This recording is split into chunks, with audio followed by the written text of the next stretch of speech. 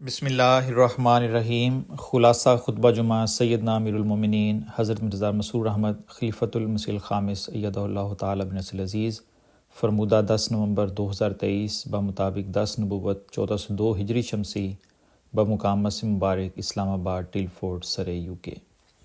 امیر المومنین حضرت خلیفۃ المسیح الخامس ایدہ اللہ تعالی بنصر العزیز نے مورخہ 10 نومبر 2023 کو مسجد مبارک اسلام آباد ٹیل فورٹ UK میں خطبہ جمعہ ارشاد فرمایا، جو مسلم ٹیلی ویژن احمدیہ کے توسط سے پوری دنیا میں نشر کیا گیا۔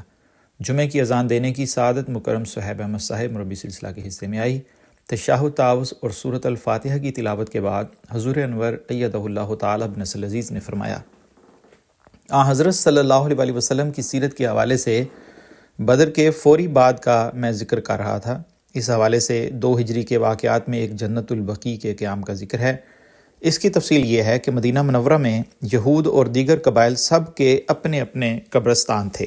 جب رسول اللہ صلی اللہ علیہ وسلم مدینہ پہنچے تو مسلمانوں کے لیے علیحدہ قبرستان کی ضرورت محسوس ہوئی، چنانچہ بقیع الغرقد کے قبرستان کو مسلمانوں کے لیے منتخب کیا گیا۔ اس قبرستان میں سب سے پہلے حضرت عثمان بن مظعون رضی اللہ عنہ مدفون ہوئے۔ بقیع عربی میں ایسی جگہ کو کہتے ہیں جہاں درختوں کی بہتات ہو۔ اس قبرستان کو جنت البقیع بھی کہا جاتا ہے۔ حضرت مرزا بشیر احمد صاحب رضی اللہ عنہ بیان فرماتے ہیں کہ 2 ہجری میں حضرت صلی اللہ علیہ وسلم نے مسلمانوں کے لیے ایک مقبرہ منتخب فرمایا جسے جنت البقیع کہتے ہیں۔ عثمان بن مظعون رضی اللہ عنہ کی وفات کا حضرت صلی اللہ علیہ وسلم کو بہت صدمہ ہوا اور روایت کے مطابق آپ صلی اللہ علیہ وسلم نے انہیں بوسہ دیا۔ اب میں غزوہ بنی غطفان کا ذکر کرتا ہوں۔ حضرت صلی اللہ علیہ وسلم کو یہ اطلاع ملی کہ غطفان کی شاخ بنی سالبہ اور بنی محارب مسلمانوں کے خلاف ایک مقام پر جمع ہو رہے ہیں۔ اس اطلاع کے موصول ہونے پر حضرت صلی اللہ علیہ وسلم 450 صحابہ کے ساتھ روانہ ہوئے۔ ماہ ربیع الاول 3 ہجری میں یہ غزوہ پیش آیا۔ مشرکین کی جتھہ بندی کے خلاف حضرت صلی اللہ علیہ وسلم روانہ ہوئے تو راستے میں بنو غطفان کا ایک شخص ملا جسے صحابہ رضوان اللہ علیہم نے گرفتار کر کے رسول اللہ صلی اللہ علیہ وسلم کے سامنے پیش کیا۔ اس نے حضرت صلی اللہ علیہ وسلم کو اپنے قبیلے کی نقل و حرکت کے متعلق آگاہ کیا۔ حضرت صلی اللہ علیہ وسلم نے اسے اسلام کی دعوت دی تو اس نے فوراً اسلام قبول کر لیا۔ اس شخص نے آپ صلی اللہ علیہ وسلم سے عرض کیا کہ اس کی قوم کو جب یہ معلوم ہوگا کہ آپ صلی اللہ علیہ وسلم اور مسلمانوں کا لشکر ان کی طرف آ رہا ہے تو وہ کبھی بھی آپ کا مقابلہ نہیں کریں گے بلکہ ارد گرد کے پہاڑوں پر چڑھ جائیں گے۔ چنانچہ جب مسلمانوں نے ان کی جانب پیش قدمی کی تو واقعی انہوں نے مقابلہ نہ کیا بلکہ ارد گرد کے پہاڑوں پر چڑھ گئے۔ اسی موقع پر وہ مشہور واقعہ پیش آیا کہ جب حضرت صلی اللہ علیہ وسلم ایک درخت کے سائے میں استراحت فرما رہے تھے اور صحابہ رضوان اللہ علیہم اپنے کاموں میں مشغول تھے تو ایسے میں ایک شخص نے آپ صلی اللہ علیہ وسلم پر تلوار سونت لی تھی۔ اس شخص نے پوچھا کہ اے محمد صلی اللہ علیہ وسلم، اب تجھے مجھ سے کون بچائے گا؟ آپ صلی اللہ علیہ وسلم نے فرمایا کہ اللہ، تو اس کے ہاتھ سے تلوار گر گئی۔ اس غزوے کے واقعات میں ایک واقعہ حضرت رقیہ رضی اللہ عنہ کی وفات اور حضرت ام کلثوم رضی اللہ عنہ کی شادی کا بھی ہے۔ روایت کے مطابق جب حضور صلی اللہ علیہ وسلم بدر پر روانہ ہوئے تھے تو حضرت رقیہ رضی اللہ عنہ بیمار تھیں، چنانچہ آپ صلی اللہ علیہ وسلم حضرت عثمان رضی اللہ عنہ کو ان کی تیمارداری کے لیے مدینہ چھوڑ گئے تھے۔ حضرت رقیہ رضی اللہ عنہ نے اس روز وفات پائی جس روز حضرت زید بن حارثہ رضی اللہ عنہ بدر کی فتح کی خوشخبری لے کر مدینہ آئے۔ حضرت رقیہ رضی اللہ عنہ کی وفات کے بعد جب حضور صلی اللہ علیہ وسلم حضرت عثمان رضی اللہ عنہ سے ملے تو انہیں فرمایا کہ اللہ نے ام کلثوم رضی اللہ عنہ کا نکاح رقیہ جتنے حق مہر اور حسن سلوک پر تمہارے ساتھ کر دیا ہے۔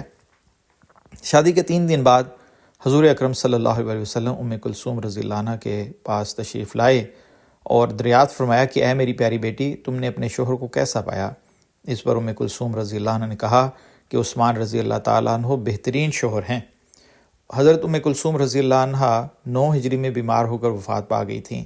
حضور اکرم صلی اللہ علیہ وسلم نے حضرت ام کلثوم رضی اللہ عنہ کی وفات پر فرمایا کہ اگر میری کوئی تیسری بیٹی ہوتی تو میں اس کی شادی بھی عثمان سے کروا دیتا۔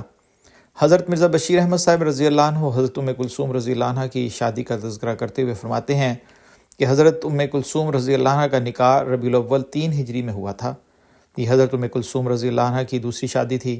اس سے قبل حضرت رقیہ رضی اللہ عنہ اور حضرت ام کلثوم رضی اللہ عنہ کے نکاح حضور صلی اللہ علیہ وسلم کے چچا ابو لہب کے 2 بیٹوں کے ساتھ ہوئے تھے، تاہم رخصتی سے قبل مذہبی مخالفت کی وجہ سے یہ نکاح ختم ہو گئے تھے۔ اس عرصے کے واقعات میں غزوہ بنو سلیم بھی مذکور ہے۔ حضرت صلی اللہ علیہ وسلم کو اطلاع ملی تھی کہ بنو سلیم کی بڑی تعداد مسلمانوں کے خلاف جمع ہے۔ اس پر حضرت صلی اللہ علیہ وسلم مدینہ میں عبداللہ بن ام مکتوم رضی اللہ عنہ کو اپنا نائب مقرر فرما کر 300 صحابہ رضوان اللہ علیہم کے ہمراہ 6 جمادی الاولیٰ کو روانہ ہوئے۔ ایک اور روایت کے مطابق آپ صلی اللہ علیہ وسلم نے حضرت عمر رضی اللہ عنہ کو اپنا نائب مقرر فرمایا تھا۔ حضرت صلی اللہ علیہ وسلم کو راستے میں بنو سلیم کا ایک آدمی ملا جس نے بتایا کہ بنو سلیم منتشر ہو گئے ہیں۔ تحقیق کرنے پر اس شخص کی اطلاع درست ثابت ہوئی، چنانچہ حضرت صلی اللہ علیہ وسلم واپس لوٹ آئے اور جنگ کی صورت پیدا نہیں ہوئی۔ ایک سریہ زید بن حارثہ ہے۔ اس کی تفصیل کے متعلق ذکر ملتا ہے کہ ایک دن صفوان بن امیہ نے اپنے ساتھیوں کو کہا کہ مسلمانوں نے ہمارا تجارتی مرکز شام تک جانا بند کر دیا ہے۔ ایک شخص نے مشورہ دیا کہ ساحل سمندر کا راستہ چھوڑ کر عراق کی طرف سے شام جایا جا سکتا ہے۔ چنانچہ راستے کو جاننے والے ایک شخص کی مدد سے صفوان بن امیہ نے روانہ ہونے کا فیصلہ کیا اور قافلے نے تیاری شروع کر دی۔ یہ سریہ جمادی الاخر 3 ہجری میں پیش آیا۔ اہل قافلہ کی پوری کوشش تھی کہ کسی طرح یہ خبر اہل مدینہ کو نہ پہنچے، لیکن خدا کو کچھ اور ہی منظور تھا۔ چنانچہ یہ خبر حضور صلی اللہ علیہ وسلم تک پہنچ گئی۔ آپ صلی اللہ علیہ وسلم نے 100 شاہ سواروں کو حضرت زید بن حارثہ رضی اللہ عنہ کی سربراہی میں روانہ فرمایا۔ یہ حضرت زید رضی اللہ عنہ کا پہلا سریہ تھا جس میں آپ بطور امیر روانہ ہوئے اور کامیاب واپس لوٹے۔ حضور نے فرمایا کہ ان تجارتی قافلوں کو اس لیے روکا جاتا تھا کیونکہ ان قافلوں سے ہونے والا نفع پھر مسلمانوں کے خلاف استعمال ہوتا تھا۔ ان قافلوں کو روکنا اس دور میں ایسے ہی تھا جیسے آج کل مختلف ممالک پر اقتصادی پابندیاں لگائی جاتی ہیں۔ آج کل تو یہ ممالک بسا اوقات زیادتی کرتے ہوئے بھی پابندیاں لگاتے ہیں۔ انہوں نے اسلام پر کیا اعتراض کرنا ہے؟ خطبے کے دوسرے حصے میں حضور انور نے فرمایا کہ اس وقت میں فلسطین کے لیے دوبارہ دعا کی تحریک کرنا چاہتا ہوں۔ اب کم از کم اتنا ہوا ہے کہ بعض لوگ ڈرتے ہی صحیح لیکن اس ظلم کے خلاف بولنا شروع ہوئے ہیں، بلکہ اب تو بعض یہودیوں نے بھی اس ظلم کے خلاف آواز بلند کی ہے اور اپنی حکومت سے کہا ہے کہ کیوں ہمیں بھی بدنام کرتے ہو۔ بہرحال چھوٹی چھوٹی آوازیں غیروں میں اٹھنے لگی ہیں۔ اب کہتے ہیں کہ روزانہ 4 گھنٹوں کے لیے جنگ روکی جائے گی تاکہ فلسطینیوں تک امداد پہنچ سکے۔ اللہ تعالیٰ ہی بہتر جانتا ہے کہ اس پر کتنا عمل ہوگا اور باقی 20 گھنٹوں میں انہوں نے کتنی گولہ باری کرنی ہے۔ اکثر بڑی حکومتیں اور سیاستدان بھی فلسطینیوں کے جانی نقصان کو کوئی اہمیت نہیں دے رہے۔ ان کے اپنے مفادات ہیں۔ انہیں یاد رکھنا چاہیے کہ اللہ تعالیٰ ایک مدت تک ہی ڈھیل دیتا ہے، پھر یہ دنیا ہی نہیں بلکہ اگلا جہان بھی ہے۔ اس دنیا میں بھی پکڑ ہو سکتی ہے اور اگلے جہان میں بھی ضرور پکڑ ہوگی۔ بہرحال ہمیں مظلوم فلسطینیوں کے لیے بہت دعا کرنی چاہیے۔ اللہ تعالیٰ انہیں ان مظالم سے نجات دے، آمین۔ خطبے کے آخر میں حضور انور نے درذیل 2 نماز جنازہ قائم پڑھانے کا اعلان فرمایا۔ نمبر 1 مکرمہ منصورہ باسمہ صاحبہ اہلیہ حمید الرحمن خان صاحب جو گزشتہ دنوں وفات پا گئی تھیں، انا للہ و انا الیہ راجعون۔ مرحومہ حضرت نواب عبداللہ خان صاحب رضی اللہ عنہ اور حضرت صاحبزادی امت الحفیظ بیگم صاحبہ رضی اللہ عنہ کی پوتی اور حضرت صاحبزادہ مرزا شریف احمد صاحب رضی اللہ عنہ اور حضرت بو زینب بیگم صاحبہ رضی اللہ عنہ کی نواسی تھیں۔ مرحومہ میاں عباس احمد خان صاحب اور رحمت الباری بیگم صاحبہ کی بیٹی تھیں، اللہ تعالیٰ کے فضل سے موسیہ تھیں۔ حضرت خلیفۃ المسیح ثالث رحمہ اللہ نے ان کے نکاح کے موقع پر نصیحت کرتے ہوئے فرمایا تھا کہ نکاح کے ساتھ لڑکے اور لڑکی پر ایسی ذمہ داریاں عائد ہو جاتی ہیں جو اس سے پہلے ان پر عائد نہ تھیں۔ ایک تو میاں بیوی کی باہم ذمہ داریاں ہیں اور دوسرا وہ ذمہ داریاں ہیں جو دونوں نے ساتھ مل کر نبھانی ہیں۔ نکاح کے موقع پر پڑھی جانے والی آیات میں یا ایھا الناس اتقوا ربکم کے الفاظ کے ساتھ رب کا تقوی اختیار کرنے کی تلقین کی گئی ہے۔ یہ اس طرف اشارہ ہے کہ جیسے خدا تمہاری ربوبیت کرنے والا ہے، ویسے ہی اب تم پر بھی ایسی ذمہ داریاں پڑنے والی ہیں کہ جنہیں ادا کرنے کے لیے ضروری ہے کہ تم بھی ربوبیت کے جذبے کے ساتھ اللہ کا تقوی اختیار کرو۔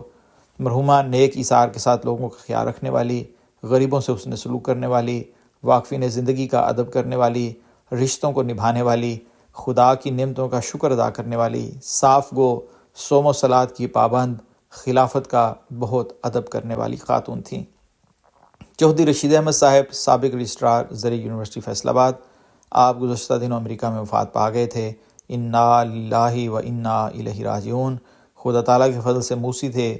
مرحوم نیک ایماندار، احمدیت کے لیے غیرت رکھنے والے، چندوں کی ادائیگی اور مالی قربانیوں میں بڑھ چڑھ کر حصہ لینے والے قناعت پسند شخصیت کے حامل تھے۔